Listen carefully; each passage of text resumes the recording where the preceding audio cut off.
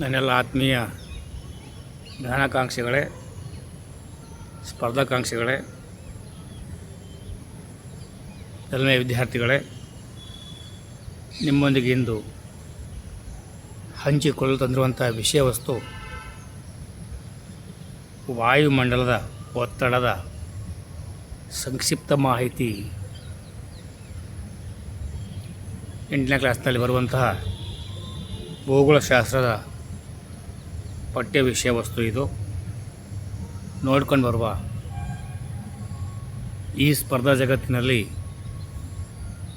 ಇನ್ನೆಲ್ಲ ಕೇಳ್ತಾರೆ, ನಾವು ಸಿದ್ಧವಾಗಿರಬೇಕು.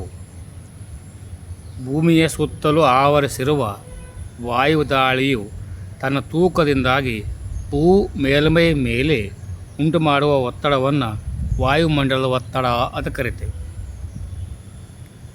ಹಾಗಾದರೆ ಮಾನಕಗಳು ಏನು? ವಾಯುಭಾರವನ್ನು ಮಿಲಿಬಾರ್ ಅಥವಾ ಪ್ಯಾಸ್ಕಲ್ ಮಾನಕಗಳಲ್ಲಿ ಅಳೆಯಲಾಗುತ್ತದೆ. ವಾಯುಮಂಡಲದ ಒತ್ತಡವನ್ನು ಅಳೆಯಲು ವಾಯುಭಾರ ಮಾಪಕ ಬಾರೋಮೀಟರ್ ಅನ್ನು ಬಳಸುತ್ತಾರೆ. ಸಮುದ್ರ ಮಟ್ಟದಲ್ಲಿ ಸರಾಸರಿ ವಾಯುಭಾರವು 13.25 ಮಿಲಿಬಾರ್ ಆಗಿರುತ್ತದೆ. ವಾಯುಭಾರವನ್ನು ನಿರ್ಧರಿಸುವ ಪ್ರಮುಖ ಅಂಶಗಳು ಯಾವ ಬರ್ತವೆ? ಒಂದು, ಎತ್ತರ. ಭೂ ಮೇಲ್ಮೈಯಿಂದ ಮೇಲಕ್ಕೆ ಹೋದಂತೆ ಗಾಳಿಯ ಸಾಂದ್ರತೆ ಕಡಿಮೆಯಾಗುವುದರಿಂದ ವಾಯುಭಾರವು ಕಡಿಮೆಯಾಗುತ್ತದೆ. ಪ್ರತಿ 10 ಮೀಟರ್ ಎತ್ತರಕ್ಕೆ ಸುಮಾರು 1 ಮಿಲಿಬಾರ್ ಒತ್ತಡ ಕಡಿಮೆಯಾಗುತ್ತದೆ. 2, ಉಷ್ಣಾಂಶ. ಉಷ್ಣಾಂಶ ಹೆಚ್ಚಾದಾಗ ಗಾಳಿ ವಿಸ್ತರಣೆಗೊಂಡು ಹಗುರವಾಗಿ ಮೇಲೇರುತ್ತದೆ. ಇದರಿಂದ ಕಡಿಮೆ ಒತ್ತಡ ಸೃಷ್ಟಿಯಾಗುತ್ತದೆ. ಉಷ್ಣಾಂಶ ಕಡಿಮೆಯಾದಾಗ ಗಾಳಿ ತಂಪಾಗಿ ಭಾರವಾಗುವುದರಿಂದ ಹೆಚ್ಚು ಒತ್ತಡ ಉಂಟಾಗುತ್ತದೆ. ಇನ್ನು ಉಷ್ಣಾಂಶ ಮತ್ತು ವಾಯುಭಾರ ಪರಸ್ಪರ ವಿರುದ್ಧ ಅನುಪಾತದಲ್ಲಿರುತ್ತವೆ ಅಂತ ಹೇಳ್ಬೋದು. ಇನ್ನು ಜಲಾವೃತ ಆವಿ, ವಾಟರ್ ವೇಪರ್, ಒಣ ಗಾಳಿಗಿಂತ ತೇವಾಂಶಯುಕ್ತ ಗಾಳಿ ಹಗುರವಾಗಿರುತ್ತದೆ. ಆದ್ದರಿಂದ ಗಾಳಿಯಲ್ಲಿ ತೇವಾಂಶ ಹೆಚ್ಚಾದಾಗ ವಾಯುಭಾರ ಕಡಿಮೆ ಆಗುತ್ತದೆ. ಭೂಮಿಯ ಮೇಲೆ ಒಟ್ಟು 7 ಪ್ರಮುಖ ವಾಯುಭಾರ ವಲಯಗಳಿವೆ. 1, ಸ್ವಾಭಾವಿಕ ಕಡಿಮೆ ಒತ್ತಡ ವಲಯ. 5 ಡಿಗ್ರಿ ಉತ್ತರದಿಂದ 5 ಡಿಗ್ರಿ ದಕ್ಷಿಣದ ಅಕ್ಷಾಂಶ ವ್ಯಾಪ್ತಿ ಹೊಂದಿರುತ್ತೆ. ಇದು ಕಡಿಮೆ ಒತ್ತಡ. ಇದನ್ನು ಡೋಲ್ಡ್ರಮ್ಸ್ ಅಥವಾ ಶಾಂತ ವಲಯ ಎನ್ನುತ್ತಾರೆ. ಇಲ್ಲಿ ಗಾಳಿ ಸದಾ ಮೇಲಕ್ಕೆ ಚಲಿಸುತ್ತಾ ಇರುತ್ತೆ.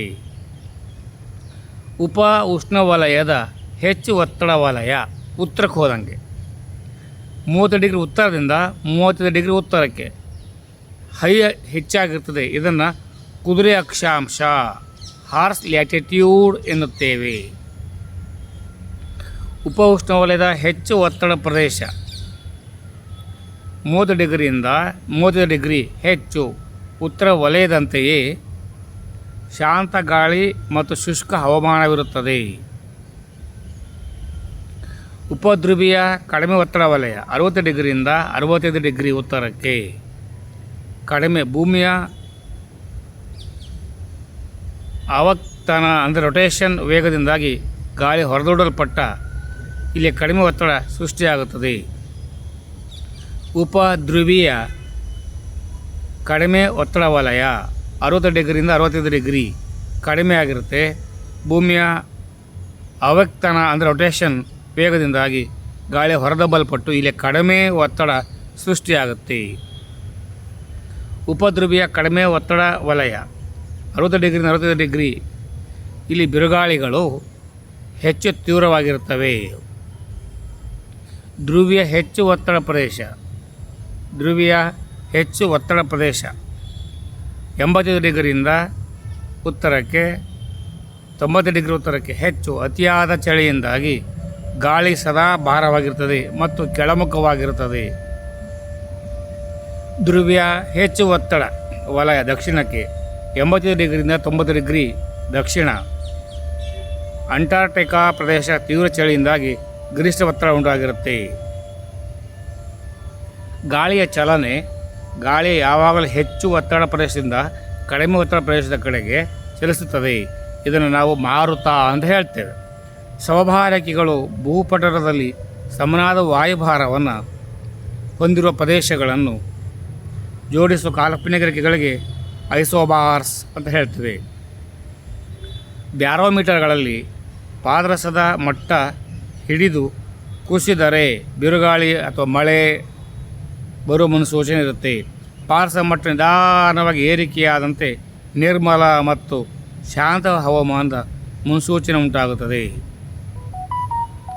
ಕುದುರೆ ಅಕ್ಷಾಂಶ ಎಂದು ಕೆಳಗಿನ ಯಾವ ವಲಯವನ್ನು ಕರೆಯಲಾಗುತ್ತದೆ? ಉಪ ಉಷ್ಣವಲಯದ ಹೆಚ್ಚು ಒತ್ತಡ ವಲಯದ ಪ್ರದೇಶವನ್ನೇ ಕುದುರೆ ಅಕ್ಷಾಂಶ. 35 ಡಿಗ್ರಿಯಿಂದ 30 ಡಿಗ್ರಿ ಅಕ್ಷಾಂಶ ಕಂಡುಬರ್ತದೆ.